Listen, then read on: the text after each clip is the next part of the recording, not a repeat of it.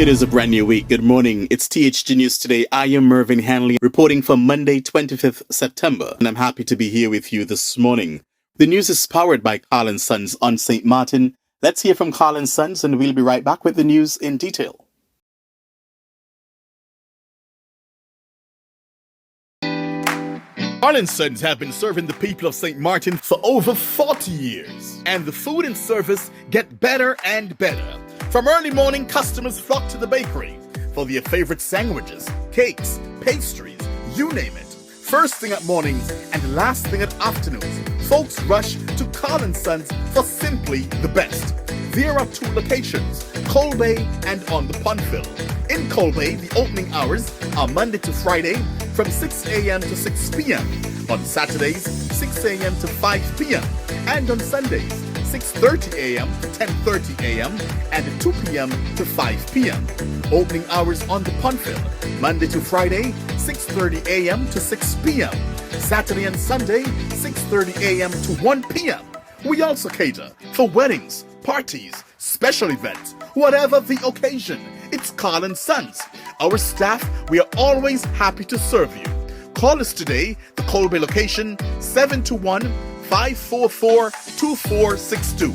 That's 721-544-2462. Or in Phillipsburg, 721-543-1059. That's 721-543-1059. It's Carl & Sons Bakery. We are here to serve you.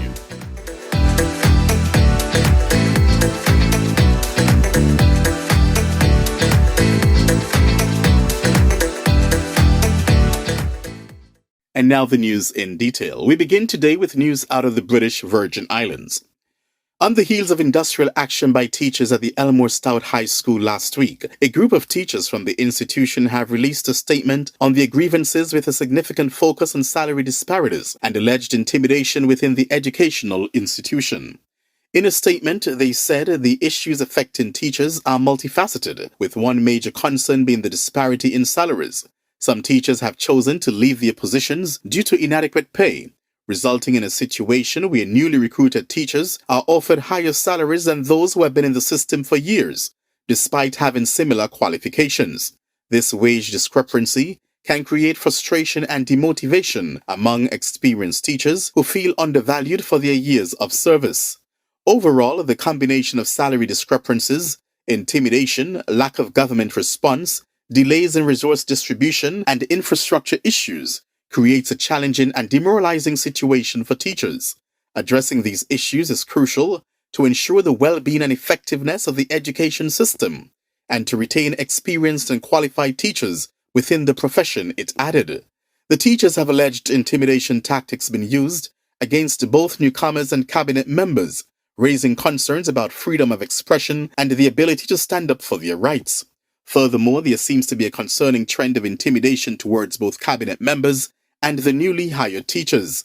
It has been discovered that these individuals have been threatened to refrain from participating in any form of protest or expressing solidarity with the teachers. This behavior can stifle freedom of expression and prevent individuals from advocating for their rights, the statement said. The teachers' union has reached out to the government to address these issues, but as of time of the statement, there has been no response from the government, leaving educators feeling unheard and frustrated. The statement acknowledged the situation, saying, "This lack of communication and acknowledgement from the government can further exacerbate the frustrations of the teachers and hinder the resolution of these problems. Delay in distributing essential resources, such as fans, were also said to have added to the discomfort experienced by both teachers and students, particularly with the recent increase of temperatures in the region. Moreover, there have been delays in the distribution of fans that were intended for the school. Despite being sent on Tuesday, the fans were distributed on Friday, September 22nd. This delay can contribute to the discomfort in the school environment, especially during hot weather conditions, and may affect both students and teachers," the statement added. Additionally, the new building where the teachers are working in experienced water issues and electrical problems.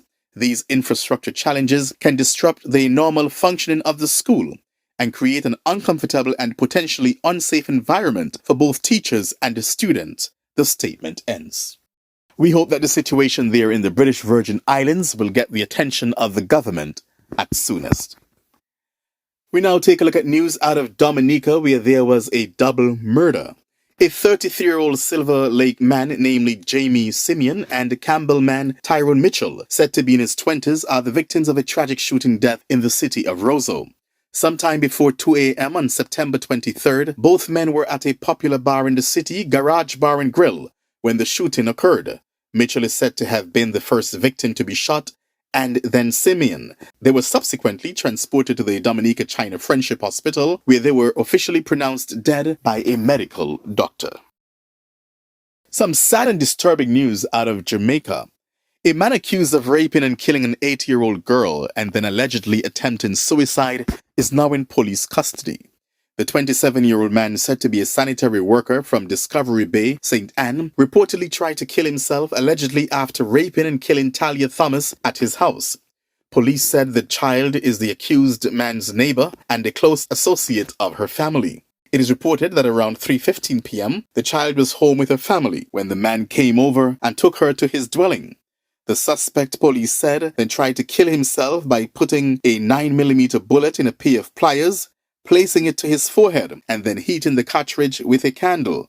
The bullet exploded in his forehead, causing a concussion. Family members heard the explosion in the house and went to inquire. They reportedly saw the suspect inflicting wounds on himself with a knife and found the child's lifeless body nude in a pool of blood. The suspect and the child were taken to the hospital, where she was pronounced dead, and he was admitted in serious but stable condition. Police, upon processing the scene, said they found 4 locally manufactured firearms in the suspect's room. He is currently under police guard. What a sick, upsetting story. Meanwhile, news still in Jamaica. Cuba is offering to supply teachers to Jamaica as the country's education system has been rocked with resignations. Over 1,000 teachers have left the system this semester in the quest for more lucrative jobs in the countries like the United States, the United Kingdom, and the Middle East. Cuba's ambassador to Jamaica, Fermin Sanchez, told a newspaper there that his country stands ready to assist if or when the government asks for the support. There is no limitation from Cuba's side about any request that would be made by the Jamaican government and the Ministry of Education to continue supporting the education sector, the diplomat said. There are over 100 Cuban teachers in Jamaica's school system, most of whom teach Spanish, but the diplomat said his country can offer teachers in the sciences as well as in dealing with children with special needs. We mentioned some time ago to the Jamaican government of the possibility to expand the cooperation of the bilateral agreement to tackle some special needs of children with certain disabilities that need some kind of support, the ambassador said.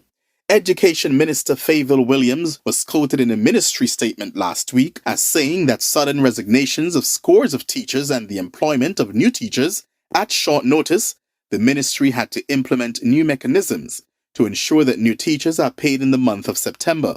Upon normal circumstances, for a teacher to be paid in a particular month, the employment documents must be submitted by the last working day of the previous month. For example, to be paid in September, all relevant employment documents must be submitted to the ministry by the last working day in the month of August. However, given that many of the teachers were employed this month, September, the ministry extended the deadline for submission to September 12th and deployed the accounting staff to work overtime and on weekends to process the submissions. The statement from the Education Ministry said 1,155 teachers had joined the sector in time for the new school year. With that, we've just concluded THG News Today for Monday, September the 25th. It's great to be with you here today. Do join us again, of course, tomorrow for a similar presentation. I am Mervyn Hanley. Have a blessed day.